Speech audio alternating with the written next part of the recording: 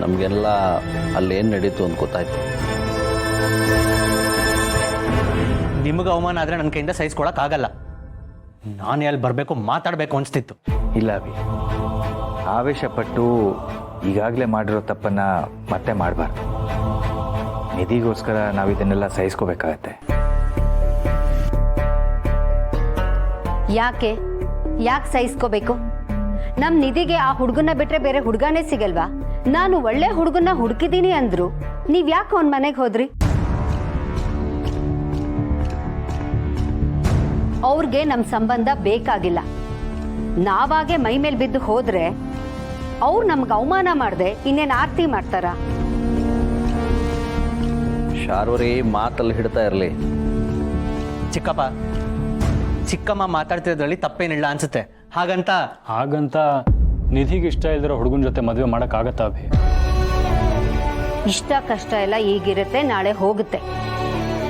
ಈಗ ನಾನು ಹುಡುಕಿರೋ ಹುಡುಗ ಅಮೇರಿಕಾದಲ್ಲಿದ್ದಾನೆ, ಒಳ್ಳೆ ಸಂಬಂಧ. ನೀವ್ ಯಾರು ಏನೇ ಹೇಳಿ, ನಿಧಿ ಮದ್ವೆನ ನಾನು ಅವನ ಜೊತೆನೆ ಫಿಕ್ಸ್ ಮಾಡ್ತೀನಿ.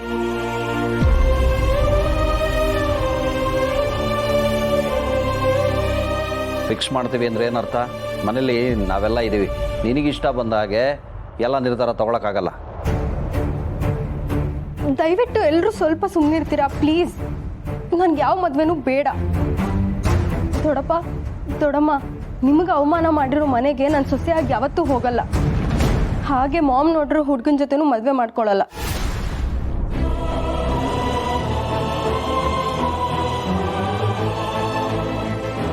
ದಯವಿಟ್ಟು ಮದುವೆ ವಿಷಯದಲ್ಲಿ ಯಾರೂ ನನಗೆ ಬಲವಂತ ಮಾಡಬೇಡಿ.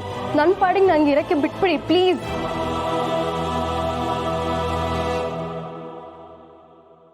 ಇಂಥ ಪ್ರಯತ್ನಗಳೆಲ್ಲ ಹರಿಯೋ ನದಿಲಿ ಹುಣಸೆ ಹಣ್ಣು ಕಿವ್ಚಿತ ಹಾಗೆ. ಅವ್ರ ಮನೆ ಬಾಗ್ಲಿಗೆ ಹೋಗಿ ಮದ್ವೆ ಮಾಡ್ಕೊಳ್ಳಿ ಅಂತ ನೀವು ಬೇಡ್ಕೊಂಡ್ರು ಅವ್ರು ಒಪ್ಕೊಳ್ಳಿಲ್ಲ.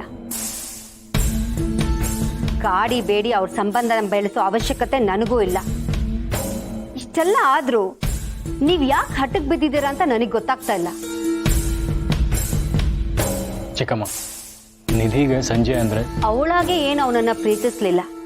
ನಾವು ಗೊತ್ತು ಮಾಡಿದ್ವಿ ಅಂತ ಸ್ವಲ್ಪ ಕ್ಲೋಸ್ ಆಗಿದ್ಲು ಅಷ್ಟೇ. 4 ದಿನ ಕಳೆದ್ರೆ ಎಲ್ಲ ಮರ್ತು ಹೋಗ್ತಾಳೆ. ಅಮೇರಿಕಾ ಹುಡುಗನ ಮದುವೆ ಆಗಿ ನೆಮ್ಮದಿಯಾಗಿ ಅಲ್ಲೇ ಸೆಟ್ಲ್ ಆಗ್ತಾಳೆ. ಚಿಕ್ಕಮ್ಮ, ನಿಧಿ ನಮ್ಮನ್ನೆಲ್ಲ ಬಿಟ್ಟು ಅಷ್ಟು ದೂರ ಹೋಗ್ಬೇಕಾ? ಈ ರೀತಿ ಒಬ್ಬೊಬ್ರು ಒಂದೊಂದು ಅಭಿಪ್ರಾಯ ಹೇಳ್ತಾ ಹೋದ್ರೆ ಕೇಳ್ತಾ ಕೂರಕ್ಕಾಗಲ್ಲ. ನಂಗೆ ಗೊತ್ತು ಬೇಬಿ, ನೀನ್ ಯಾಕೆ ಮದ್ವೆ ಬೇಡ ಅಂತಿದ್ಯಾ ಅಂತ. ನಿನ್ನ ದೊಡ್ಡಪ್ಪ ದೊಡ್ಡಮ್ಮಂಗೆ ಅವಮಾನ ಮಾಡಿದವ್ರ ಮನೆಗೆ ಸೊಸೆಯಾಗಿ ಹೋಗೋಕೆ ನಿನಗಿಷ್ಟ ಇಲ್ಲ ಅಲ್ವಾ? ನೀನು ಆ ಮನೆಗೆ ಸೊಸೆಯಾಗಿ ಹೋಗೋದು ನನಗೂ ಇಷ್ಟ ಆಗ್ತಿಲ್ಲ. ಅವ್ರಿಗಿಂತಲೂ ಒಳ್ಳೆ ಮನೆತನಕ್ಕೆ ನೀನು ಸೊಸೆಯಾಗಿ ಹೋಗಬೇಕು. ನೋಡಿದವರು ಬಾಯಿ ಮೇಲೆ ಬೆರಳಿಟ್ಕೊಳ್ಳೋ ಹಾಗೆ ನಿನ್ನ ಮದುವೆ ನಡಿಬೇಕು. ನೀನು ಅದ್ರ ಬಗ್ಗೆ ಮಾತಾಡಬೇಕು ಬೇಬಿ. ಹೀಗೆ ಅಳ್ತಾ ಕೂರಬಾರ್ದು. ನಮಗೆ ಅವಮಾನ ಮಾಡಿದವ್ರ ಎದುರಿಗೆ ನಾವು ಚೆನ್ನಾಗಿ ಬಾಳಿ ಬದುಕಬೇಕು.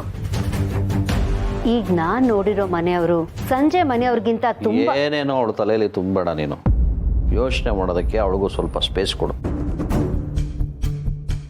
ಈಗಾಗಲೇ ಸಂಜಯ್ ಜೊತೆ ಮದುವೆ ಅಂತ ಆಗಿ ಅವರಿಬ್ರು ಜೊತೆಲಿ ಸುತ್ತಾಡಿದ್ರು, ಇಬ್ರು ಕ್ಲೋಸ್ ಆಗಿದ್ರು. ಅವಾಗೆಲ್ಲ ನಾವು ಸುಮ್ಮನೆ ಇದ್ದು, ಈಗ ಇದ್ದಕ್ಕಿದ್ದ ಹಾಗೆ ಸಂಜಯ್ ಬೇಡ ಅಂತಂದ್ರೆ ಅವಳ ಮನಸ್ಸಿಗೂ ಹಿಂಸೆ ಆಗುತ್ತೆ. ಹಾಗಂತ ಆ ಮನೆಗೆ ನನ್ನ ಮಗಳನ್ನ ಕೊಡು ಅಂತೀರಾ? ನಾನು ಅದ್ರ ಬಗ್ಗೆ ಏನು ಹೇಳ್ತಿಲ್ಲ. ಇದಕ್ಕಿದ್ದ ಹಾಗೆ ಗೊತ್ತು ಗುರು ಇಲ್ಲದೆ ಇರೋ ಹುಡುಗನ ಮದುವೆ ಆಗು ಅಂತಂದರೆ ಅವಳಿಗೆ ಕಷ್ಟ ಆಗುತ್ತೆ. ನಮಗೂ ಯಾಕೋ ಆ ಅಮೇರಿಕಾ ಹುಡುಗ ಒಪ್ಪಿಗೆ ಅಂತ ಅನ್ನಿಸ್ತಿಲ್ಲ. ನೀನು ಸದ್ಯಕ್ಕೆ ಆ ಆಲೋಚನೆ ಬಿಟ್ಬಿಡು. ಹಾಗಿದ್ರೆ ಈ ಮನೇಲಿ ನಿಮಗೇನಿಷ್ಟನೋ ಅದಷ್ಟೇ ನಡಿಬೇಕಾ? ನನ್ನ ಮಗಳ ಜೀವನದ ಬಗ್ಗೆ ನಾನೇನು ನಿರ್ಧಾರ ತಗೊಳ್ಳೇಬಾರ್ದಾ? ಅವಳ ಜೀವನದ ಬಗ್ಗೆ ಅವಳೇ ನಿರ್ಧಾರ ತಗೊಳ್ಳೋಷ್ಟು ಬೆಳೆದಿದ್ದಾಳೆ ನನ್ನ ಮಗಳು. ನಾವು ಏನೇ ನಿರ್ಧಾರ ತಗೊಂಡ್ರು ಅದಕ್ಕೆ ಅವಳ ಒಪ್ಪಿಗೆನೂ ಇರಬೇಕು. ಈ ರೀತಿ ಎಲ್ರು ಒಪ್ಪಿಗೆನು ಕೇಳ್ತಾ ಕೂತ್ಕೊಂಡ್ರೆ ಈ ಜನ್ಮದಲ್ಲಿ ಇವಳು ಮದುವೆ ಆಗಲ್ಲ. ಏಯ್, ಏನೋ ಅಂತ ಮಾತಾಡ್ತೀಯ? ತಾಯಿಯಾಗಿ ಮಾತಾಡೋ ಮಾತಾ ಇದು. ನಿನಗೆ ಸಿಟ್ಟು ಕೋಪ ಏನೇ ಇರ್ಬೋದು, ಆದರೆ ನನ್ನ ಮಗಳು ಮದುವೆ ವಿಷಯದಲ್ಲಿ ನೀನು ಈಗೋ ತೋರಿಸ್ಬೇಡ. ಇವಳು ನನಗೂ ಮಗಳೇ. ಇವ್ರ ಜೀವನ ಹೇಗಿರ್ಬೇಕು ಅನ್ನೋದು ನನಗೂ ಚೆನ್ನಾಗಿ ಗೊತ್ತು. ಎಲ್ಲರೂ ನನಗೆ ಬುದ್ಧಿ ಹೇಳೋಕೆ ಬರ್ತಾರೆ.